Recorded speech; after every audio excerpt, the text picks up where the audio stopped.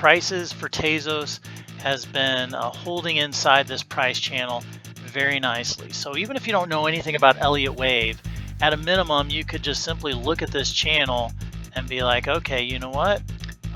We hit the high, we come down near the low, we hit the high of the channel, we come down to the low, we hit the high, we come down to the low. If this chart is unfolding a series of waves 1 and waves 1 and 2, then that means it is about to rocket higher in a wave 3. That wave 3 would not only take it up here into the upper end of the channel, but blow up above the upper end of this channel, and it would move quickly. After this microwave 1, microwave 2, this is where things could really take off and get screaming to the upside. So the key levels to watch out for: the low end of the trend channel, the upper end of the trend channel.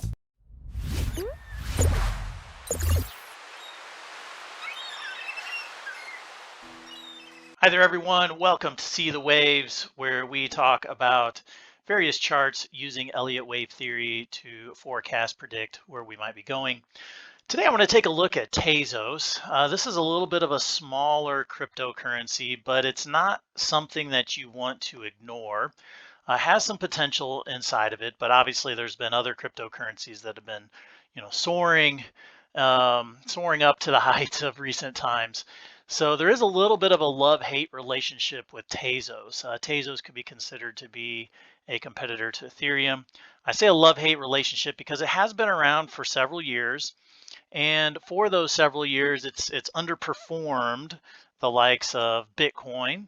So if we take Tezos priced in Bitcoin, you would have been better off, depending on where you bought, you'd have been better off just buying Bitcoin. Same thing with ETH. If you price Tezos and Ethereum, it's been underperforming. So what I find interesting, and that's where the love-hate relationship comes into play, but what I find interesting about when you price it into dollars is that I don't want to ignore this chart, because there's something potentially special going on here where Tezos may play catch up to Bitcoin or Ethereum and not become priced at $50,000 a coin. I'm not suggesting that kind of a catch up, but when you price Tezos in Bitcoin or Ethereum, it may outperform them coming up here, and if it does, it should be happening here fairly soon. I want to start off with this parallel price channel. Prices for Tezos has been holding inside this price channel very nicely. So even if you don't know anything about Elliott Wave, at a minimum, you could just simply look at this channel and be like, okay, you know what? We hit the high, we come down near the low, we hit the high of the channel, we come down to the low, we hit the high, we come down to the low. And so you could use this channel as a means of identifying levels of support and resistance. Again, not knowing anything about Elliott Wave Theory, you could be like, you know what? As long as we hold up above the support line, we're looking good in Tezos. And this support line is currently running through the low 3s right now. And the upper end of this channel is going to come in depending on where it might hit it, that $11, $12, $13 range.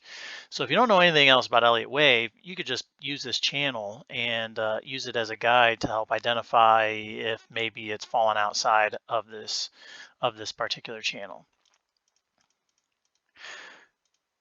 Now let's apply some Elliott Wave labels to it. So the first set of labels that I want to apply would be for this first rally. So this first rally, we've got a real nice impulse wave off of the low.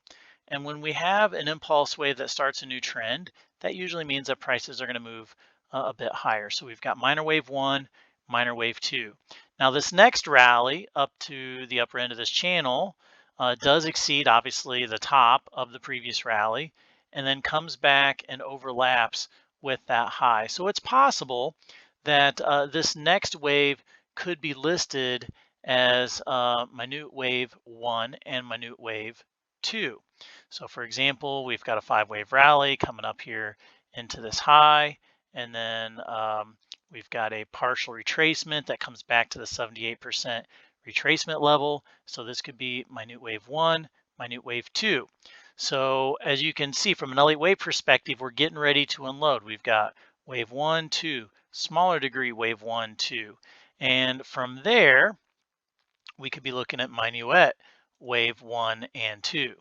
So if this chart is unfolding a series of waves 1 and waves 1 and 2, then that means it is about to rocket higher in a wave 3 at multiple degrees of trend. And that wave 3 would not only take it up here into the upper end of the channel, but blow up above the upper end of this channel, and it would move quickly. So so finishing this out, obviously on minuet wave 1, minuet wave 2, we've come back down to touch the channel. And from there, we can take a peek here at the subminuet, where the price action does get a little squirrely right here. We do have a portion of wave 4 that overlaps the price territory of wave 1. You know, that's a judgment call. This is a smaller cryptocurrency, and generally speaking, Elliott Wave is better geared, in my opinion, for the larger markets. And so it's a little bit of a stretch to apply Elliott Wave to Tezos, because you're going to have instances where the liquidity is thin, and you're going to have some of these overlapping waves, which can distract from the core of what the larger trend is. So I'm not happy about this, and because of this, I would be quick to adopt a different count if indeed we do not get an acceleration up above this channel, and especially if we do start to fall down below the lower end of this channel. But for the time being, we have the end of wave 1, and just a portion of wave 4 enters the price territory of wave 1. However, the end of wave 4 stays above the top of wave 1. So that's the only reason why I'm considering, well, not the only reason, it's part of the reason, it's the biggest reason why I'm considering this wave count as acceptable, because the end of wave 4 does not enter into the price territory of the end of wave 1, even though a portion of wave 4 does briefly touch over into it. So nonetheless, looking at this as having an impulse wave higher, and within this impulse wave higher, if we were to apply a Fibonacci retracement level,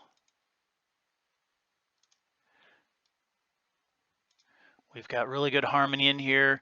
The wave 4 triangle does end close to the 38% retracement level of the entire uptrend. So this wave 4 termination point does subdivide the whole impulse wave. So that's a good wave relationship to have in there. From there, we get a ABC correction lower, and then it looks like we are unloading higher in another impulse wave. And it's possible that this smaller degree impulse wave, this would be microwave 1, has terminated, and that we're going through microwave 2. Microwave 2 may not make it all the way down here to the low of the channel. If it does, do not be alarmed. As long the key level for this is going to be the beginning right here. So as long as it holds above 2.1, then this wave count is possible. It should hold inside this this trend channel. If it does pop out below this trend channel, it should be only for brief instances like what we saw back here. But it looks like we are at the end of micro wave 1. We're going through a micro wave 2. And after this micro wave 1, micro wave 2, this is where things could really take off and get screaming to the upside, because at that point we would be unloading actually 4 different degrees of wave 3. It would be quick, it would be relentless to the upside, if indeed that is you know, what's going on here. So so the key levels to watch out for: the low end of the trend channel, the upper end of the trend channel. Those are going to be symptomatic as to what we're looking at here. If the lower end of the trend channel is broken and holds below, then that tells you something else is going on. The mood of this market since the low back here in 2018 is completely different. If we do hit the top end of the channel, and eventually if we bust up above the top end of the channel and it doesn't look back, then that would be added confirmation that we are in fact in a wave 3 of 3 of 3 to the upside that could go a lot higher. If we throw some Fibonacci wave relationships out here, these are going to be conservative wave relationships under this model because I'm just going to measure them from the minor wave 1 and 2. So if we look at this on a arithmetic scale, a conservative target would be up here at 1335. If we switch that over to a log scale, actually that was the log scale, my bad. So 1335 would be the conservative one. If we take that same wave relationship and if we apply it here on one of these more recent waves, so for example, if we take a look at this low, this high, this low up to this high, back down to this low. And if you look at a 1618 relationship just of this wave, that would take you up to 25 and change. So the potential for Tezos to hit 13, if this model is correct, would be just an initial easy target for it to hit.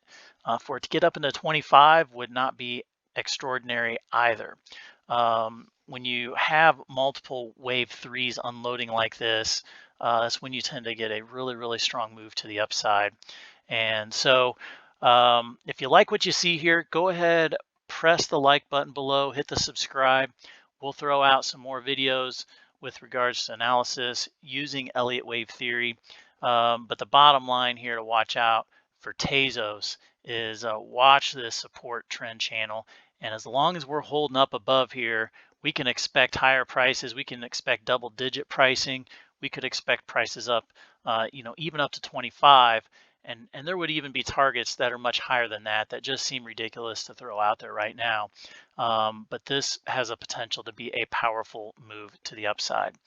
And that's all I've got for today. I want to wish you the best of luck within your trading. We will talk to you soon. Y'all take care. Bye now.